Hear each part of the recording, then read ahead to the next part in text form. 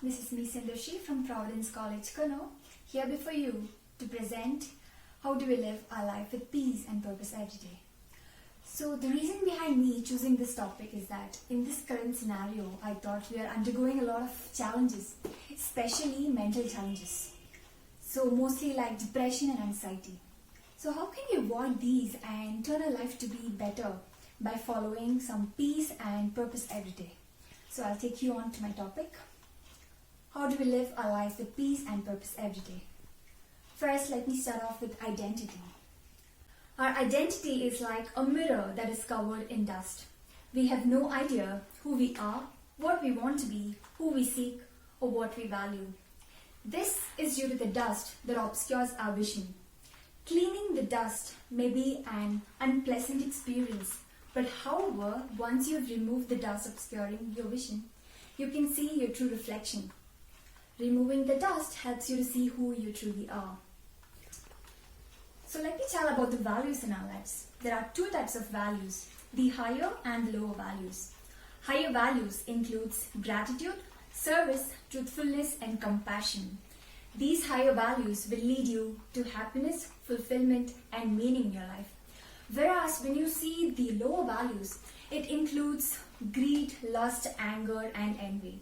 So obviously the outcome of these are only sufferings, anxiety, and depression. So let's avoid all these lower values and move on to the higher values and be positive in our lives. The thing I want to speak to you is about negativity that we undergo every day. So about negativity, we should learn to encourage a culture of compassion. Primarily, we should learn to encourage self-compassion and self-forgiveness. So doing this will make you strong enough to handle your future situations. Rather than dwelling on the negative actions can have a significant impact on our lives. About the mistakes in your life, you should be building the muscles to help you be resilient. So feed your resilience effectively so that you'll be happy irrespective of what life brings us. You shouldn't walk on to the battlefield of life without doing any training or shielding.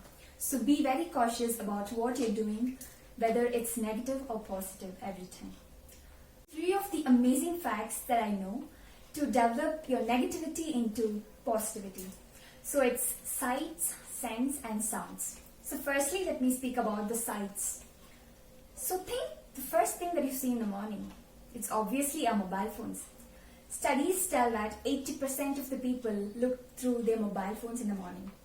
So instead, make a habit of seeing a piece of art that you love, or a quote that gives you energy, or your family pic that means a lot to you. So instead of seeing your mobile phones, you can make these habits. These helps you to pause and think for a while.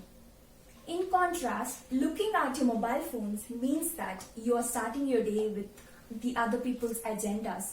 So try avoiding this. The other one is about the scents. So there is a reason why spas use fragrances like lavender and eucalyptus. So it's proven that these scents help us to relax ourselves and also create a positive environment. So try to incorporate more such perfumes or scents in your surroundings and environments. So the next one is about the sounds. It's proven that irrelevant sounds can increase your cognitive load. And about 80% of your cognitive load decreases when you have your news in the background or when you have a loud drilling nearby. So try to avoid these cognitive loads and try to build in your own sounds. For example, you can play on the music that you love and create an environment where you can gain energy and be with peace.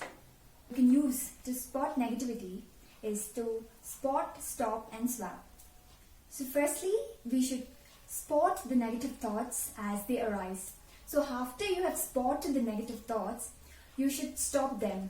So you should think, for example, if it's based on a specific environment or activity, if it's based on that, then you can spot them and then swap those activities or environments to the environment that gives you more of positivity and which is more productive than the negative feelings in your lives. One of the most crucial features of successful pursuits is passion. One can do it by identifying one's passion.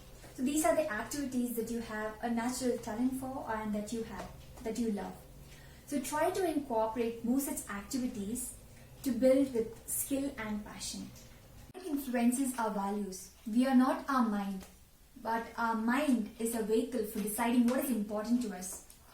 The news that you see, the TV shows that you watch, the movies that you watch, and the music that you hear are all fed in your mind. So be cautious about feeding the things in your mind because it has a lot of impacts on our mind. To feed your mind with positive thoughts is to observe and evaluate. In this modern world, many of us are very scared to sit alone with our own thoughts. And it's very interesting to find that many of the researchers found that many of the people will give an electric shock rather than sitting still with their own thoughts. So it's obviously happening in this world. So we should tune off the obligations and expectations of the outside world and listen to our own selves. We should listen to our own voice that tells which is right and which is wrong. So always make a habit of sitting with yourself for some time and thinking of the things that are very important to you. Always have a positive and you will have a positive outcome of it. Make a habit of spending at least 15 minutes with yourself before you go to sleep or before when you wake up in the morning. So make this habit every day. Mudita is the principle of sympathetic joy. So if I only find pleasure in my own success, then I'm limiting my joy. But if I can take pleasure on my friends and family's success 10, 20 or 50 times, then I tend to experience 50 times the joy and happiness. So when we incorporate the principle of mudita, we tend to have peace and happiness in our lives. Thank you.